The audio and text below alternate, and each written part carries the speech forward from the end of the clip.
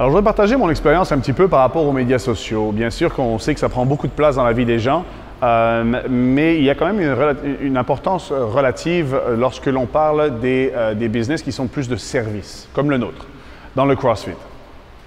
Alors, on se rend bien compte, bien sûr, que beaucoup d'affiliés qui payent bien sûr leur affiliation avec CrossFit peuvent se demander un petit peu comment est-ce qu'on va pouvoir faire pour transmettre le message que CrossFit nous enseigne. C'est-à-dire que là, à partir du moment où on croit un peu à notre méthode et qu'on a compris les principes, eh bien, ça va être difficile maintenant que CrossFit s'est retiré des médias sociaux comme Instagram et Facebook, de pouvoir utiliser du matériel qui était là-dessus pour pouvoir enseigner notre communauté, nos niches de clients, nos groupes.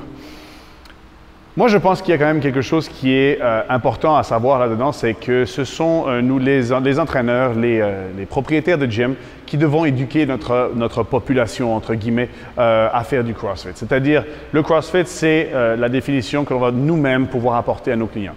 On va avoir différentes niches, mais je pense que l'utilisation des médias sociaux nous permet, nous, d'éduquer les gens, tous ceux qui vont le voir. Donc, par exemple, on va pouvoir utiliser la vidéo avec YouTube, on va pouvoir utiliser l'image avec Instagram et on va pouvoir utiliser le contenu pour Facebook. Le contenu, c'est-à-dire tous les textes qu'on va pouvoir écrire. L'importance de ça, c'est que vous allez pouvoir toucher 1, 2, 3, 4 personnes.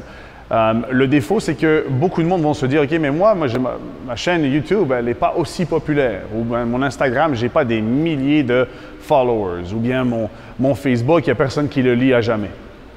Je pense qu'il faut penser différemment et imaginez ce que vous allez dire à un de vos athlètes qui voudra améliorer son fitness. Il faut bien qu'il commence quelque part. Bien, ici, c'est la même chose. Il faut pouvoir commencer quelque part. C'est-à-dire mettre une première brique, une deuxième brique. Et si à chaque jour, vous mettez une petite brique, c'est-à-dire construire vos médias sociaux, comme les vidéos YouTube, les photos Instagram, avec une, bien sûr, décision que vous avez faite avant de bien construire cela, donc ne pas poster n'importe quoi, mais vraiment quelque chose qui va avoir du sens avec ce pour lequel vous croyez, donc votre philosophie de votre business. Vous allez pouvoir faire ça un jour après l'autre.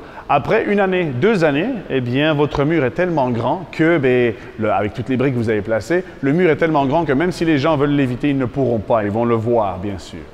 Donc, ayez votre idée, votre philosophie, écrivez-la et puis essayez de voir comment vous pouvez la transférer par l'image. Comment vous pouvez l'écrire avec des mots, des gros posts par exemple sur Facebook. Devriez-vous le faire en anglais ou en français ou dans la langue de votre pays? Quelle est la meilleure chose à faire? Il n'y a pas vraiment de meilleure chose, c'est de pouvoir vous exprimer qui est important. Ensuite, les vidéos YouTube, si vous allez pouvoir avoir des sujets, on est dans l'ère des vlogs et des podcasts, là où les gens, dans leur voiture, écoutent autant la musique qu'une personne qui va pouvoir parler. Et bien, regardez, c'est important de pouvoir parler de vos sujets et de pouvoir éduquer les gens. Donc, les médias sociaux, en fait, sont une arme vraiment importante et très puissante qui va pouvoir atteindre plein de monde.